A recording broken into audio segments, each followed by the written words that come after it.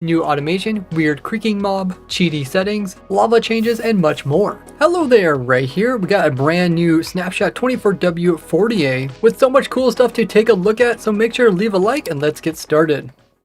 So to get the creaking as well as pale wood, you have to start a new world, come into experiments, and then come down here to winter drop. Then once you turn it on, you can go ahead and hit done. Since they call it winter drop, it makes you think that this update is going to drop probably just before Christmas time, so that it's available in a full release when people are on Christmas vacation. And then once you're done, you can create your new world. So let's use this command to find the nearest pale garden biome. And this biome looks crazy in game. It is a variation of the dark oak forest. You can even see that it kind of spawns in a similar area, as every biome does have different types of like moisture and dryness, as well as elevation requirements, which determine where it will actually spawn among other biomes in the world. This is where the actual trees spawn in. These are the pale oak trees.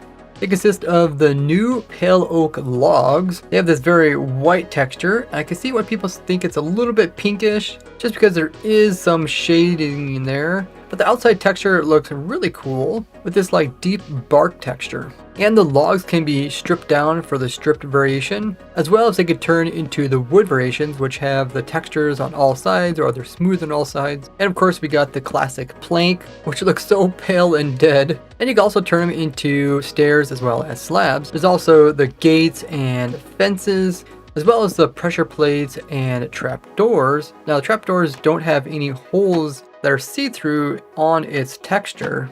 And if we compare this with the other trapdoors, it looks like it's dark oak that also doesn't have holes, as well as birch and spruce. But they look most similar to spruce, as they also have kind of vertical lines. But these are mostly just in the center, and they do have a little handle on them as well. And they also got new doors, which are crazy. I really like these big, huge, noticeable hinges here on the ends, which isn't as noticeable on any other variations of the doors that we currently have. They also have really visible handles, and I think they'll go well with different types of trim. So maybe you'll have a building made out of like red, and then you have the trim being white, and they can use the white doors. Now there's also a button, which is also very pale coloring, even more pale than the birch ones. And you can also craft these into the new pale oak boats, which will definitely go nice with certain builds. So with the addition of the pale oak, we end up with a wide variety of wood types. But overall, these are just kind of retextures of blocks that we already have in the game. Besides the logs, they also have leaves, and these are called pale oak leaves. And breaking down the leaves will produce the new saplings, and these are called pale oak saplings. They look very pale. They're also kind of like a weeping willow, where they're not quite straight, but they do have like the little weeping leaves on them, as well as the vines. But if you try bone meal just one of them, it doesn't work. It's just like the dark oak, where you need to have 4 of them in a 2x2, and then if you bone meal this, it will grow one of the new pale oak trees. These will automatically also produce the new pale hanging moss. And you can collect this hanging moss just by breaking it with your hand. Now you can bone meal these vines, and when you do so, notice that they will grow one time. Now unlike vines, this pale hanging moss doesn't grow naturally, so we'll have to bone meal it. But we can make a farm similar to my Crimson Vine farm, where we have a dispenser that bone meals it so it grows, and then a piston that will push it and break it off so we get it as an item. And since this can be combined with a bone meal farm, this can actually run without any player in the area. And I recently covered every single type of farm that can actually run without a player, which are really useful farms to have. Now the reason why they probably don't want them to grow on their own is that over time the biome would look really weird with all these vines touching the ground pretty much. But they could fix this by making it so that they only randomly grow a few blocks each, similar to how like kelp look random by having them not all grow infinite distances. This is going to also help when players place it down. They don't have to worry about it growing, or rather having to place in some like string underneath of it, or having the technique where you use shears to stop it from growing. You can also collect the leaves by breaking them with a shears, or by using a hoe. And a fortune hoe also helps you get more loot from the leaves, including sticks. But since these are a variant of dark oak, we'd also expect them to be like the oak trees and produce apples, which we'll probably eventually add as well. We can farm up these trees similar to dark oak trees. Now also in this pale garden biome are these blocks here, which are called pale moss blocks. And if you bone meal the top of them, they work just like moss blocks, where they'll automatically convert nearby convertible blocks into more pale moss blocks. And you can see they also add on top of them short grass as well as tall grass, and also another new block, which is the pale moss carpet, which is a variant of just the normal moss carpet. But what makes it different than normal carpet, if you place up against a block that has a full squared surface, it will automatically put this little extra piece onto it as well. And if we look at it with F3, this little extra piece shows up being on the east side and being a low version. If you bone meal this carpet, it then will grow upwards. And now it will say that it's on the east side and there is a tall version, but if we look at this block that's above it right here, this is also known as a pale moss carpet, but it recognizes it doesn't actually have a carpet piece here. So if we come in and if we would break this carpet here, it'll automatically break the top one. If you try breaking the top one, it'll then convert it into a short one. And when you place on this carpet, it can randomly choose between having a tall version or having a short version. But breaking this top piece with Silk Touch doesn't actually give you that little piece or another one of the carpets. But having this ability to add this little extra texture climbing upwards will add a lot of life to builds, especially when it comes to the greenery people add around them. Now you can't make this go any taller than 2 blocks, and you can't bone meal this top piece. And because this pale moss spreads similar to the normal moss, this could be added into my automatic moss farm to make automatic pale moss farm as well as pale moss carpet farm. And as you guys know, I'm trying to make an automatic farm for every single item in the game of Minecraft. I'm over 95% to completing it, so with these new items I will be designing some new farms. So make sure to check out my live stream after this video over at Twitch, where we'll be designing new farms for all of this. And the grass on top is actually pretty unique, as in this biome we don't get any types of flowers, which would make it a much more efficient place to build my touching grass farm, as you don't have to worry about other types of vegetation, removing the chance of actually getting some grass. We also got the new mob in this snapshot, the Creaking, which comes with this Creaking spawn egg for creative players. The mob looks just as scary as it did during the Minecraft live event with the glowing 3 little slanted eyes. The way you normally run into this mob is here inside of the Pale Gardens biome, but not during the daytime. You can see there's actually none of these creatures in this forest. But if we set it to dark, I'll go ahead and turn my night vision on. You can hear them spawning in. Oh, there's one right there. Holy muggers. It's so weird because like when you turn your head, you can hear them doing stuff, but it's always the one that you're not looking at. If we go into survival, oh yeah, you can definitely see it's coming after me. So the way these guys work is, as long as you're looking at them, they won't chase after you. But when you look away from them, then they're going to start coming after you. And it seems that even being in F5 mode does not help you, as it kind of knows what your view is and it'll come after you. Oh, there's a creeper! And even if they're just barely out of your sight, then all of a sudden you can see that they're going to start walking. So notice this one here starts walking as soon as I turn away, but it does make a noise, so you can kind of hear it. And if I give myself some really high FOV, it seems that, yeah, it doesn't really care about that. So you can actually kind of see it walking towards you. Of course, if you had really short FOV, then that also doesn't hurt you, so it's not attacking me even though I can't see it. So it seems to be kind of based off of a normal FOV, which is 70. But you can make it so that these guys will permanently chase after you even if you're looking their direction, just by wearing a carved pumpkin. They completely ignore that you're looking at them, which is a really cool feature, especially if you want to put these guys like in a mini game and have them constantly attack the player. Or give the player a carved pumpkin that has a curse of binding enchantment so they can't even take it off. That would be a pretty harsh prank when it came to these guys. Now normally you can't actually do any damage to these guys, but as soon as you hit them, they're going to start putting these particles off. And these particles are going to show you where their heart is. So the actual creaking is like a puppet to the actual trees. So if I hit this guy and follow these particles, you see it goes to this tree here.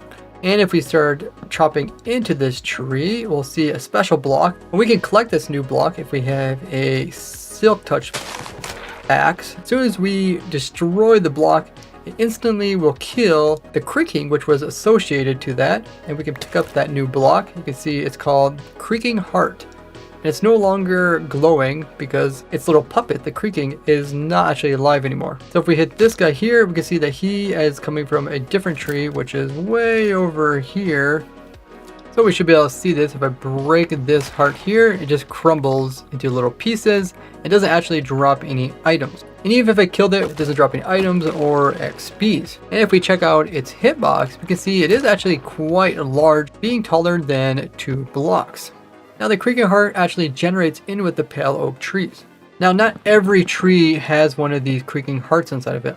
Now when it turns daytime, notice that these guys will immediately just vanish. But even though they don't spawn in, you can still find their hearts during the daytime if you want to get rid of them before they actually spawn in at night. It's just kind of difficult because you don't know which tree really has it without actually punching them and watching the particles where they go. You could also come in and remove the blocks on the top and the bottom of them so that when it does turn to night, it is disabled and can't spawn in any new ones. But you can also re-enable it by placing in one of these pale blocks on either side, and this will make it light up, and then this will spawn in a guy nearby. But once it is lit, you can't just easily disable it by removing the blocks. You'll have to come in and actually destroy the actual block to destroy the critter. Now it can be difficult to see these guys as they're camouflage, but if you turn on hitboxes, it's much easier to find them. So you can take the Creaking Heart to a new location like your base, and automatically activate it to use it like in mini games, or maybe just like a little guard that will protect your base. And you can even turn it on automatically by using some pistons, although sticky pistons can't actually push or pull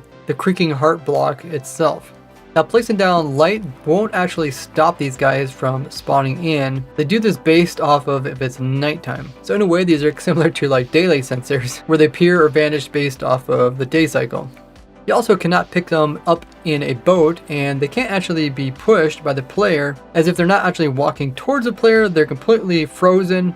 And if you push yourself inside of it, it just kind of pushes you out of the way. But they still have a collision, so they can still push things that are near them, which is a quite useful mechanic that I can use in farms or machines. And if you place it in a minecart, you see they also don't get picked up by that. But if they're walking towards you while there is like a minecart moving, I was able to pick one up that way. And the Creakings will not go through portals even if they are walking. Now the unique thing about the Pale Gardens biome is that no other animals will spawn in here, but you can still get hostile mobs to spawn inside of here.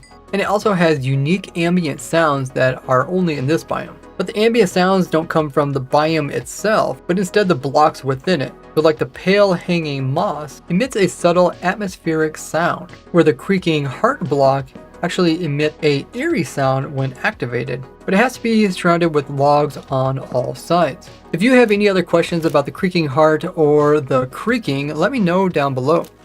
Now this last weekend we got to see the new Minecraft Live for 2024, and it was quite different than previous years. So I put out a poll yesterday for those of you guys that are subscribed with the bell notification set to all, and in it I asked, did you like the new Minecraft Live event? Surprisingly, almost 50% of you guys actually still liked it. With those that didn't like it, majority saying that the features were lame, where 15% said the actual event was lame. And I also asked why you guys thought this, and there was a lot of great answers. And I really enjoyed reading through them all. And you can see me use my 15 years of playing this game to analyze all the new features and see how they're going to change a game. And I'll have that video linked down below if you haven't already seen it. They also added in a brand new command into the game, which is the rotate command, so you can easily rotate any entity without actually having to teleport them. Also, they made it easier to understand how to color both the bundles as well as the shulker box inside of the recipe here. A funny bug related to bundles that we noticed was fixed today. It has to do with you going into your bundle, then selecting the item that's inside of it. This makes the bundle open up with the new item popping out of it. And then if you use your hotkeys, you could actually move this item and still have it visually look like it's open. But it's not really open because when you highlight it and come off of it, it will return to normal. Now I do like the idea of having an open bundle. That way any new items that you pick up will automatically be put into the bundle. You don't have to manually add them. This could be especially helpful if you already added some items into the bundle and then you get more of those items in your inventory. They're not automatically going to stack with the ones that are already in here, but rather just sit in your inventory and clog it up. So if we could keep the bundle open, it would automatically put them inside if there was room. Let me know if you think this idea would be helpful, or if there's any problems that could occur with this. Now, one of the problems with this idea might just be that there's not enough keys, especially for console players, to have a key combination that can actually open up the bundle. But currently you can scroll through all these items here. In a bundle that only has a single item, you can actually scroll through it and actually continue scrolling, and you'll end up on something that's not an actual item, which closes the bundle. But this was actually a bug in its own, And they have removed this where you can't not select an item, but maybe they could scroll through all the way to a certain setting which just opens up the bundle for new things to be added into it. Now typically when minecarts and boats hit lava, they will immediately get destroyed, even if the lava is inside of a cauldron. But sometimes when this minecart would go past this cauldron here, you can see it starts to burn from the lava, but then it's still able to actually survive. This was accidentally added into the game in 1.21, but now they came in and they fixed it, so we can once again use lava to destroy minecarts and collect them. Now the way you know which block you're pointing to is that blocks will highlight as you move your cursor over top of them. And the way it does this is you can see it makes this little black line along the edge here, so you'll know which block you will break. But the problem is that this black line doesn't show up when you look at dark blocks like this obsidian block, so it's hard to know if you're pointing at it or not. Now we can go into accessibility settings, which are over here, and we go all the way down to the bottom. There is a high contrast outline. Default is off. We can go ahead and turn it on, and now you can see it makes this little blue outline so you can see exactly what you're pointing at. This is really helpful, especially if you're at a far distance and you're just barely aiming at something. It makes it pretty obvious that you're looking at it without having to pull up like the F3 and checking the targeted block. The oldest bug that they fixed today is way back from 1.8. If you would teleport to the top mob when two are riding each other, and then trying to attempt to ride the pig, the game still thought the cow was there and wouldn't let you ride it as a passenger. A old issue that seemed to pop up once again is players, when they start a new world and spawn into the world, they can once again now get accidentally placed underneath of water. Now this was prevented because they don't want players to just spawn in and drown, especially new players that didn't really understand the keys and trying to survive. Plus there was also usually no land nearby where they couldn't get resources. Now this year they fixed quite a few bugs related to how text shows up over top of other things and how it works when certain scenarios occur.